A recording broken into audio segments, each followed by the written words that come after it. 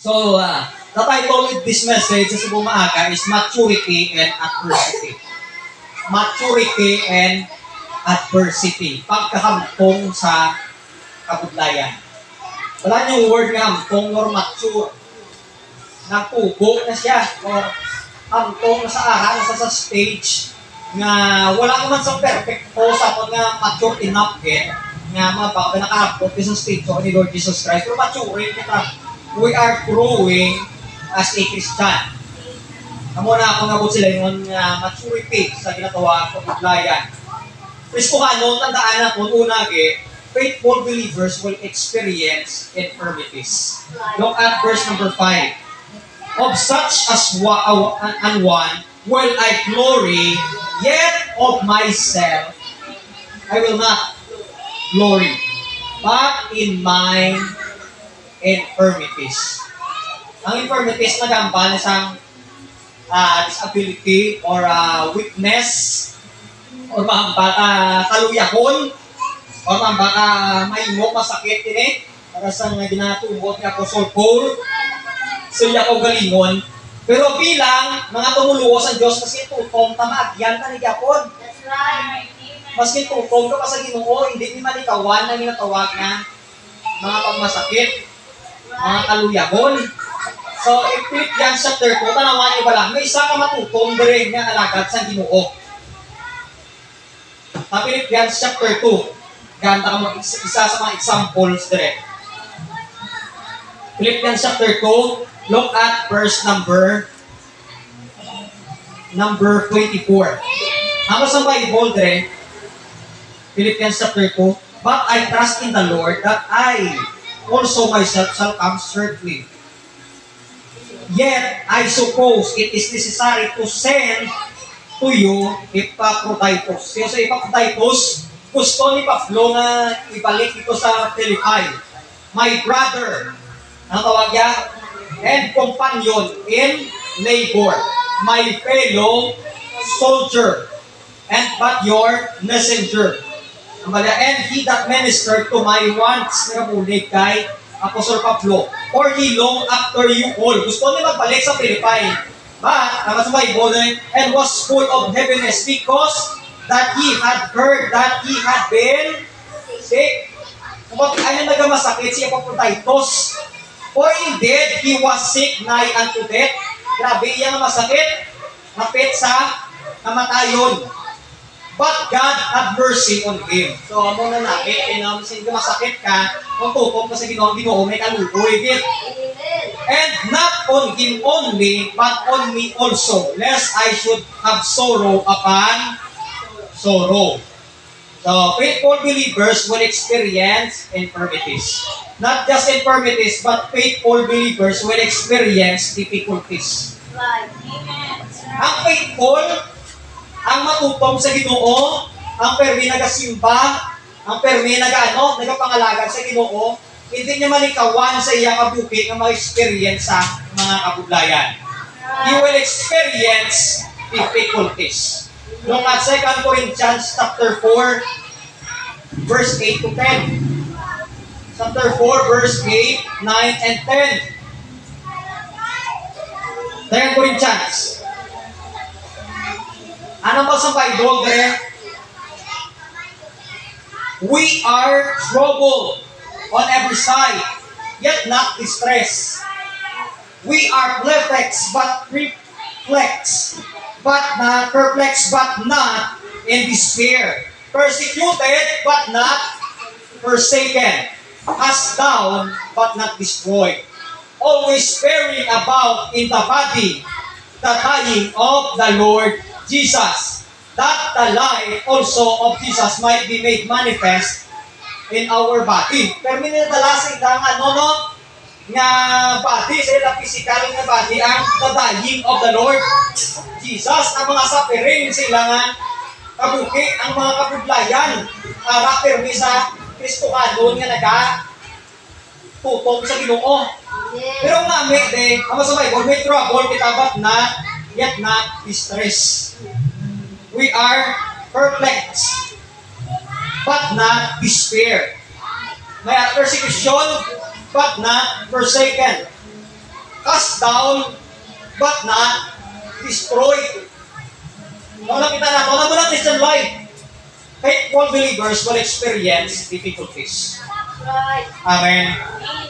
Infirmities and difficulties will reveal our maturity. Ang infirmities, ang mga ginapatsag na kung sa ato ng atong weaknesses, ang aton ng mga kapuglayan, mag-reveal na sa aton maturity as a believer of the Lord. So the challenge of this morning is be mature in the midst of adversity. Mangin mature kita, mangin hampong kita sa tunga sa mga kapuglayan. Mamangkot why? So may tatlo ka reasons. 3 reasons why we ought to be mature in the midst of adversity. So kung tanawan ako ng Bible, ang una, dito yung reason, firstly, ang reason dito nga makita natin sa Bible, sa 2 Corinthians chapter 12, verse number 5. 2 Corinthians chapter 12, verse number 5, the Bible says here, of such an one will I glory. Yet of myself I will not glory, but in my infirmities. So si Apostle Paul nag-experience sa inatawag weaknesses. Ang makita natin, God permits suffering. Ako ng first na reason. Kung akin ang lang kita mangin mature, kaya ang Ginoo nag-allow, nag-permit sa inatawag kabudlayan. Ang Kristohanon, hindi makalikaw sa kabudlayan. Kasi hindi ka ni Kristohanon, ganito mo kabudlayan mo. How much more po kung ikaw Kristohanon. God permits suffering. God permitted suffering to make Paul humble. Ang suffering, allow na sa Ginoo sa kabuhay ni Pablo para siya mangin humble. Ang balya, sa sinanga tao, sa verse number 5, ay nangatao nagambal sa verse number 1, pakado sa verse number 4. Nga ginambalya ko sa Paul din, may ilan na ako matawo na Kristohanon in Christ about 14 years ago. Na nagigad nga 14 years ago. Kung araman sa body, hindi ko mahambal. Kung wala na sa siya nga body, hindi ko man mahambal ang Diyos na kabalo. Gikuha siya. Nagindala sa third heaven. Ilang third heaven kaya? Sa throne of God. Indala sa throne of God. Ang kilala ko yung nangatawo. Pero kung sa lawas, mapakagaling nga din tala sa bala, upod niya lawas. Kung spirito nila, ang balya ay kanat, tell, God know it. Ang balya, how that He was caught up into paradise. Ito yung word? Into paradise. And heard unspeakable words. So ang paradise, third heaven. Ang balya ng kabapti sa hindi meet lang ang mga tinaga. Kung sa lingon sa heaven, ang mga tinaga, hindi tama, wala din na meet down sa earth. Ang balya na yun, no? Which it is not lawful for a man to utter. Hindi mambal sa ang tao. May kubalong language ng heaven, may nagambal na Hebrew, may nagambal na ang language ni Adam at ni Eve. Pero ang balya po sa Paul, hindi ko mambal kung ano ang ilangan language. Kasi na nga tao gusto ko magpakadako or magpakahimaya. Ang balya, pero sa akong kaugalingon, hindi. Verse number 5 na naman niyo balaw. Yet of myself, I will not glory. Ikaw naman malipay ako, makahimaya ako sa kaugalingon sa akong nga mga kaluyahon. Kung sinong Kristohanon nga malipay na nga tamo nang nabaksyag man, na hindi ka na ganit ka, sarang na nga ito, may pa ito ipabukal mo pala nga masakikon ko. Pero si Pablo ano na to? May rason. Ang balya, sa verse number 6, for though I would desire to glory, I shall not be a fool. Ang tubon ko ang pimaya ay hindi ko gusto mangin buang-buang. For I will say the truth, kaya balon ko ang kamaturan. And now I forbear. Bala ko gusto ko man niya magpagugalya, pwede niya mahimo. Pero hindi niya gusto maging buang-buang, hindi na pagugalya o galingon. Abala, kay tuod man kung yambal niya. Pero ginakunggan niya. Basi ang mga tao magpanumdom nga abab sa nga labaw sa iba niya nakita sa iya at sa mga nakabati sa iya. Nga lang ni Pablo, napatian ko na. Grabe na nga. Kristo anon, tamo na tala sa Ginoo, matutom na, taas na iya nga standard. Pero si Apostle Paul, wala pamugan. Ang mali yun sa verse number 7, no?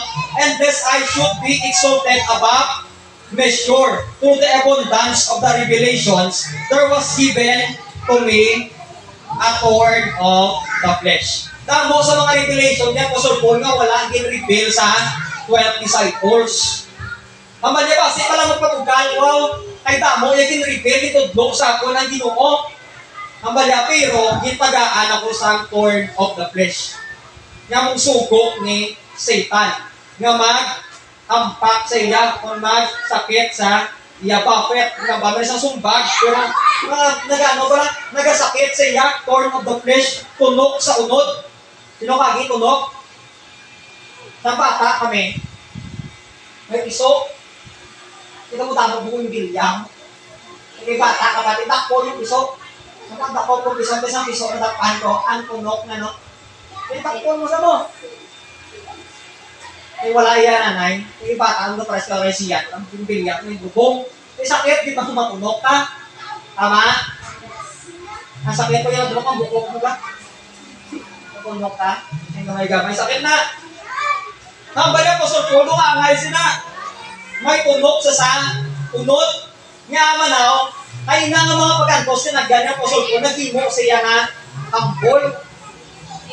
Kabalo ka kita nga mga Kristoanong tamo sa ako nga Christian ka tamo na design sa kabuhay. Gusto ko magmagaran. Kung tanga why ginaalaw sa Ginoo. Gusto ko may-ari ko sini. Gusto ko makabakala ko sini. Pero wala ginaalaw sa Ginoo.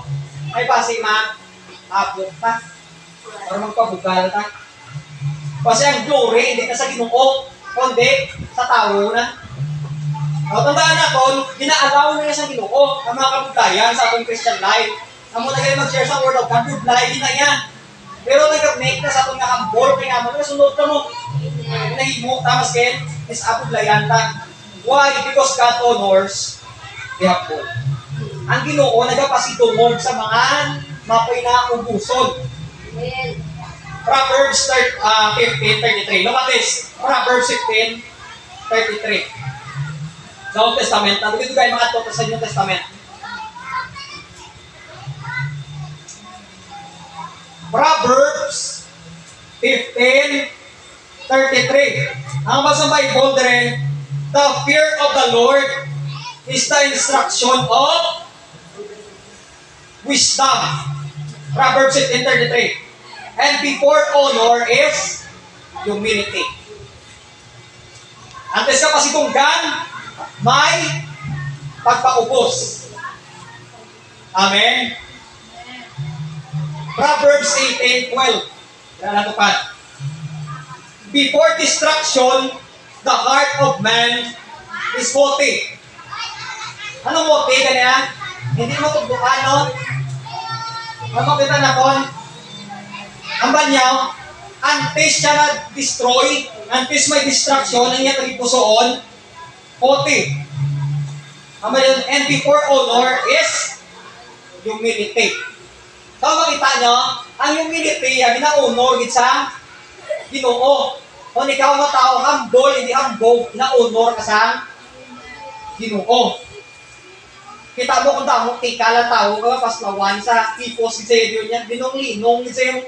Pero kung ito ba ipos-ipos, ng gani, kita mo ka may ginatawag, appreciation siya kabuhi, kung may napaton sa, o kung rewarded sa siya nga mga pagpangabudlay, yan makita mo kita, ginakilala isang tao. Kita niya, gina-honor isang Ginoo naton. And then God exalts the humble. Ito ni paborito nga like verse, James chapter 4, verse number 10. James chapter 4, verse number 10. Ano ba sa Bible, dire? No, nakita nga verse. Humble yourselves in the sight of the Lord, and He shall lift you up. Kita niyo na? So sa may exam ang West sa doon si Manano, humble yourself sila. Pero ako mang before the Lord. Before the Lord. Kung gusto mo i-exalt ka sa Ginoo, gusto mo excellency, you need to humble yourself, hindi sa side sa tao, hindi sa side sa Ginoo. Kaya meron ito humble mo, pero sa iya nga siguro na bugalon, sa kaya ko. Diba? May mga muna kabawo. Kaya ako ba, alam ko na sila. Pero kita mo tamimi sa kung magnubo iyang hindi sa rewarded. Kaya basang Ginoo dire, humble yourselves in the sight of the Lord, and He shall lift you up. May pares, take 1 Peter 5:6. Ano 1 Peter 5:6? Humble yourselves, therefore, under the mighty hand of God, that He may exalt you in due time. Kung sige-sige ka pa ubos, ang Ginoo mag-exalt sa imo sa insakto nga ikon. You see that? Ang suffering, naghahatag man sa aton sa sa ginatag sa aton sa Ginoo sa pamaagi para kita paubos. Not only that God permitted suffering to make Paul humble, but God permitted suffering to make Paul prayerful. Not just humble, but prayerful. Right. Tama sa Bible yun. Look at this. 2 Corinthians chapter 12. 2 Corinthians chapter 12, verse number 8. For this, bangod may thorn in the flesh siya, anong balya din? For these things I besought the Lord thrice, that He might depart, it might depart from me. May masakit sa. So sige, pangamuyo. May mga Kristohanon, kamatay ka mo, nga hindi tama ka prayerful, pero kung may napatyag na, grabe na ang pray, Lord.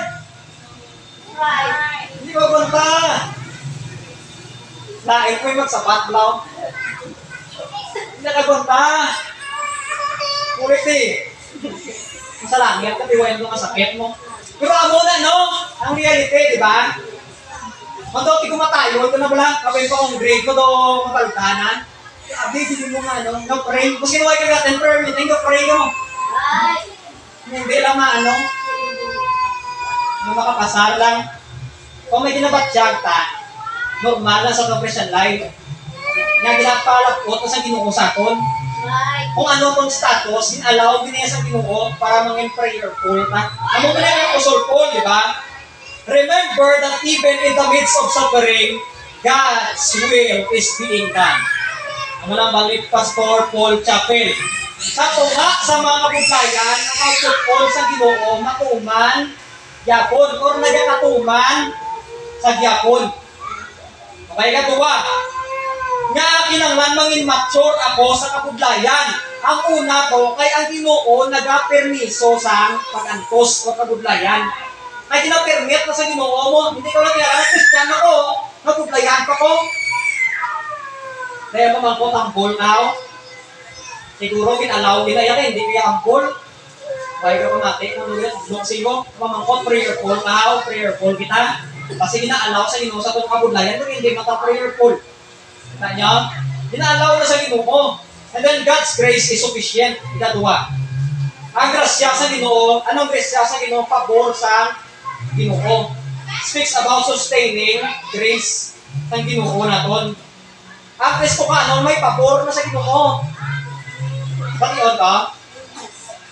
Kung ikaw save, mabaka na save na ba? Kung mo si Kristo ngayon personal na manluluwas, nakasigurado ka sa heaven, ang grace ng Ginoo, hindi lang nagkakasing mo sa kaluwasan, kundi may pabor siya sa imo. Amen.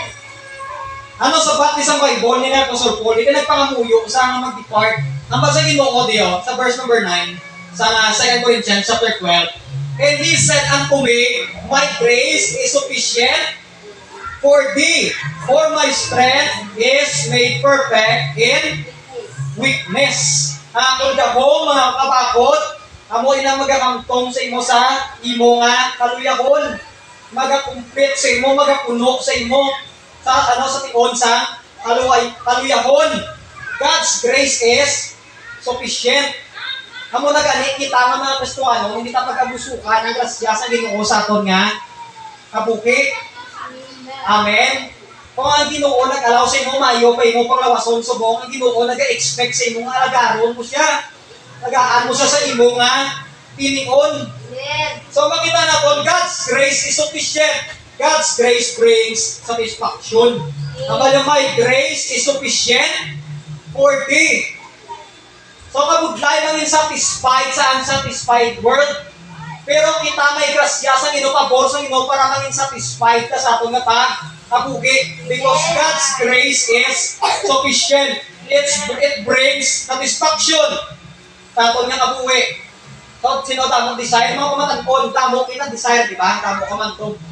Siguro ibang ko kay Rigor, gusto ko na upgrade yung motor. Tamo ka, di ba?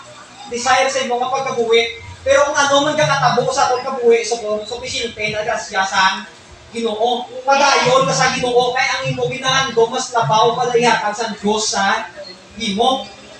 Kaya ang grasya sa Ginoo nagahatag sa atong satisfaction. Kita nyo, ang iba niya tao kay hindi sila ba satisfied sila kabuhi, nagapang takaw sila. Para malambot ng ilang handom. Nalain ko ang mispila, kalagambang na may balaydan, pero wala kang balaydan. Ay bakal nag-reyes spare parts. Kaya diba, hindi mo ma-express na ang grasya sa Ginoo sufficiente. Ang grasya sa Ginoo nag-atag sa satisfaction. Kung sa Greek word na nag-complete, nag-atag sa completeness, nag-atag sa satisfaction. And then God's grace brings strength. And then lang satisfaction with strength. For my strength is made perfect unto weakness. Ang Diyos may sustaining grace sa aton. Hindi mo masarangan ang mga bagay, hindi na pangatupang mo. Ang iyang strength nag-made perfect sa imo nga kaluyahon. Hindi ko may kastor sarangan. Kung matupang ko ang utog ko, kung magamba ko ang utog ko, hindi ko ma-share sa Word of God. Nasarangan ko na-share sa Word of God ang mga high school lang. Kung si ma'am, pastor nag-akurog ko. Kataas ang dikriya at problemas talaga. Ang authority sa taas, may authority sa wisdom sa tao nga manaw. Kapag sa Ginoo dire, ang akon nga thoughts are higher than your thoughts. Ang akon nga ways are higher than your ways. Makita na kung Kristohano, nag-ahatag sa strength ang grace of God. Kita mo every time nga Sunday, buhay kita. May usog kita kabakod, magatko sa simbahan. Pero sometimes, wala ka ginahimo. Kana doon? Ang Ginoo is hindi na ko na marasunan, pero kitang tao, ako sa rasunan, pastor, galahin ako na may pagkasuan ko. So, winning ta! Tamo katuan ko na to, o di ka patang. Di paano, di ko magpatang, sabi ka sa sunod ko sa box, kung hindi ka kalim. Ang strength sa Ginoo, sustaining grace sa akon sa Ginoo, yan ang anoni ng gatag na sa akon sa kabakod, sa akon mga kaluyakon. Ang mga gani kung wala na sustaining grace sa Ginoo sa akon, kung nakasalata mo, life niya mabangon niya mo. At siyempre makuya ka sa mga ginobra mo sa una, pero subong na ka na. Kaya grasya sa Ginoo nagsustinar sa imo para may kabakod ka. Nang pala-absent ka ni ka, hindi na pala-absent subong dapat. Ang Ginoo nagdatag siya sa strength para mga nagtuloy. Amen? Amen! 1 Corinthians chapter 15, verse 10. 1 Corinthians chapter 15, verse number 10. Ama sa Bible, but by the grace of God, I am what? I am. And this grace which was bestowed upon me, ginhatag sa akin, was not in vain. But I labor. Ano rin namin nga testimony? I labor more abundantly that they all. Sa Corinthians, yung mga false teacher, may mga nagatudlo sa wrong doctrine. Pero ang pala Apostle Paul, may grasya ang Ginoo sa akon.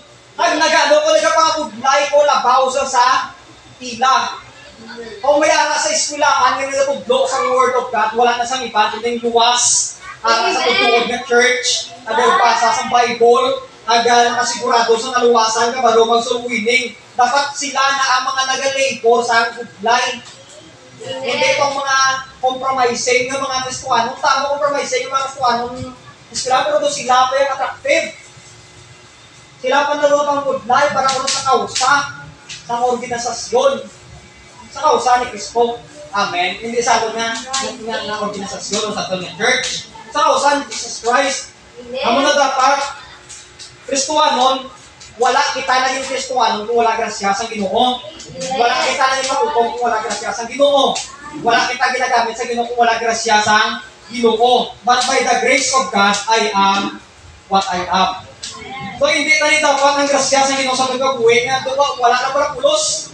Mabaka nito wala pulos. Kato ginipaliwala ka ng take for granted na kung. So, amo na ganit ng mature ta sa aton nga mga kapudlayan. Para hindi ka magkabala mo na pastor mo. Kudlay kitya. Kudlay din magdala sa classmates. Actually, hapos magdala. Pero pamangkot, digit. Ay, kung sa birthday, hapos sila tanpon mo. Mama, sa festive mall, kung libriyon mo sila pretend, patay lang kung hindi sila magupot. Tama? Kung libriyon mo, masin mo yung people na yun, kung libriyon ka mo. Pretend. Ang iba ko hindi magkatukot yung pagpasugtan, no? Pero kung pasugtan, ganyan, meron ko katuan. May, may artista. Sino?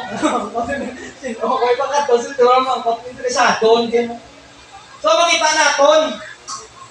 Pero grasya sa Ginoo, hindi na take for granted, no? Hindi masarangan, pero iba na bagay masarangan. So, ikaw na kabalo. So, Kristuhanon, God's grace brings strength. Ikatatlo, last. Ang Ginoo nag-strengthen sa mga submissive. God strengthen the submissive.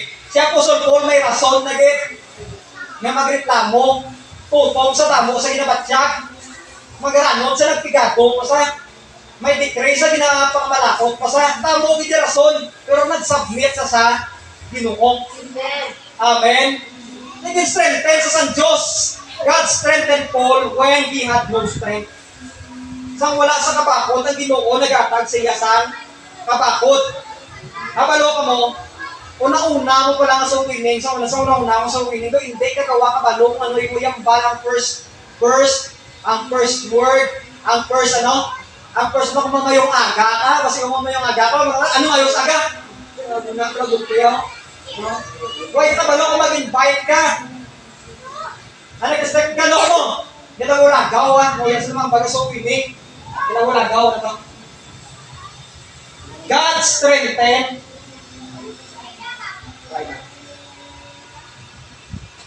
Nakita na to, ang Ginoo nag-strengthen kay Paul when he had no strength. So look at verse number 9. Sa 2 Corinthians chapter 12. 12:9. The Bible says here, in Isaiah unto me, my grace is sufficient for thee, for my strength is made perfect in weakness.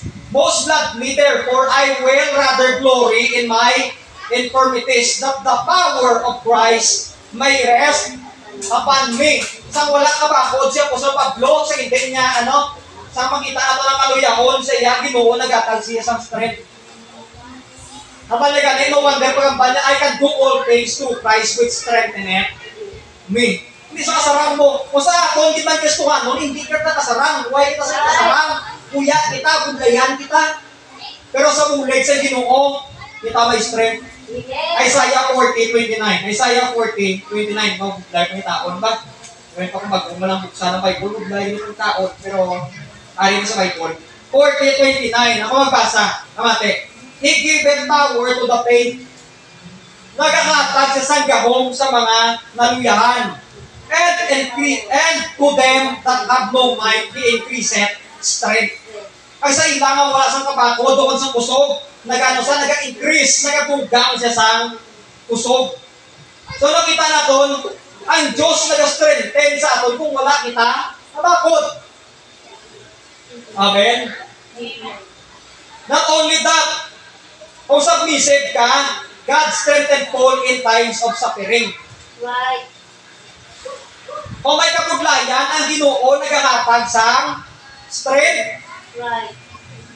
Amen? Amen. Verse number 10. 2 Corinthians chapter 12.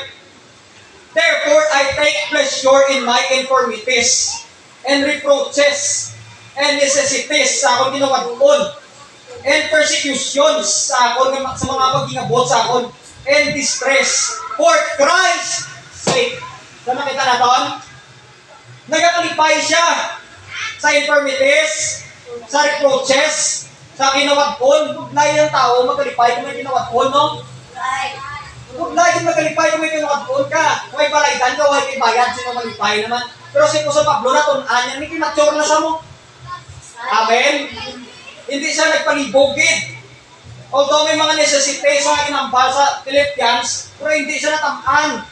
Kabala in distress sa mga persecutions. Kabalo ka mo, ang nag-strengthen sa aton kung may kabuglayan ta, ang Ginoo. Amen. Magkabal mo si imong imong classmate nga nagbaptis ka. Ang Ginoo nagpapagod si imong. Amen. Amen. Ang Ginoo maghatag sa imo sa kusog. Gani sang kita sang baptize sa Bible believing Baptist Church, waay ka na kurbaan. Ay nga ang Ginoo naghatag sa sa kapagod mo. Basi pa lamang ano na ko, OP. Na OP na. Out of place na ko. Nabaptize ko mo. Kasi OP na ko sa aking mga friends. Actually, hindi ka OP sa imong mga friends. Ikaw gani ang testimony sa imong mga friends.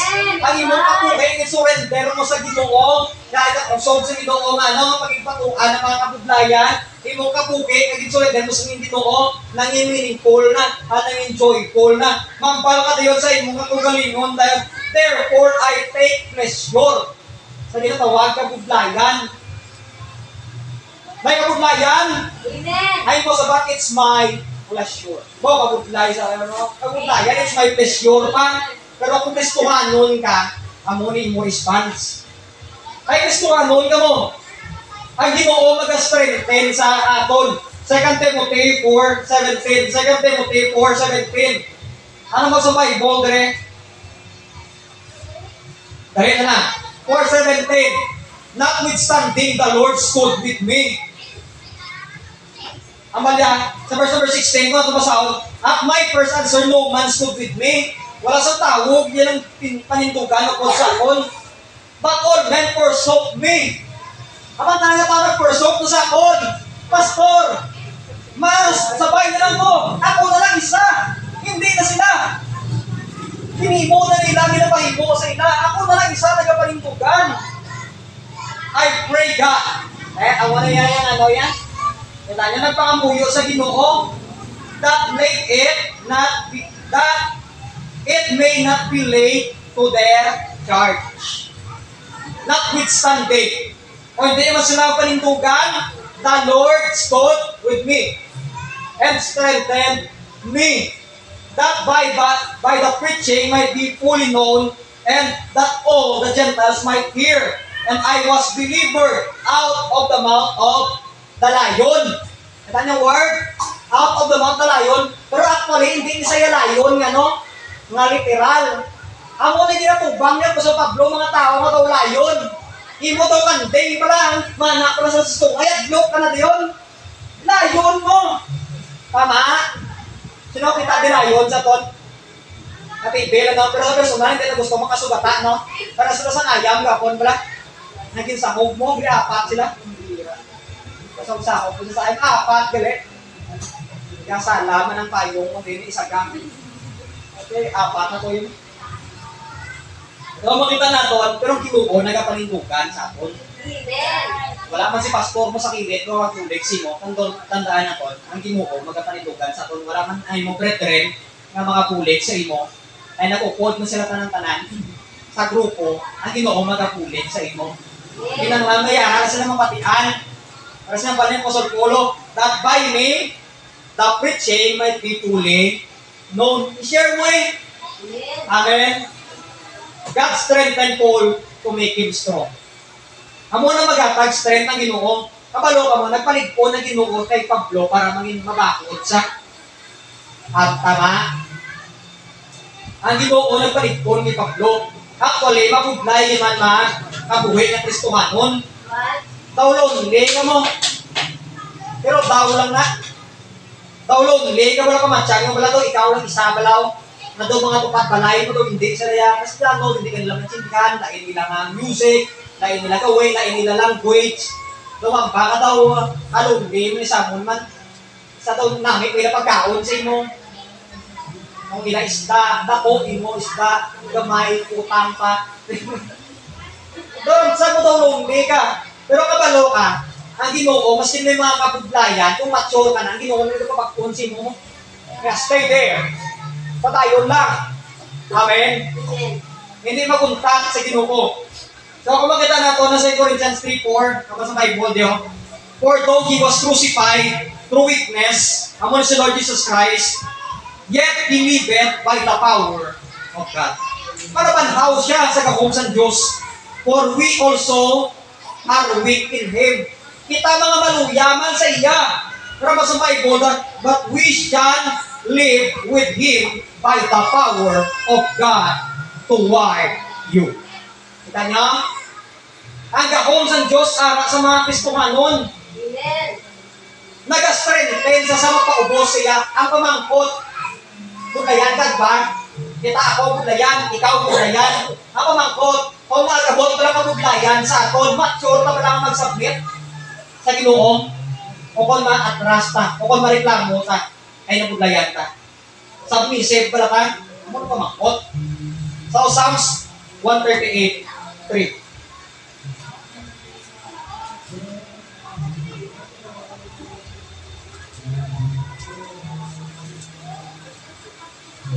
Psalms 138:3.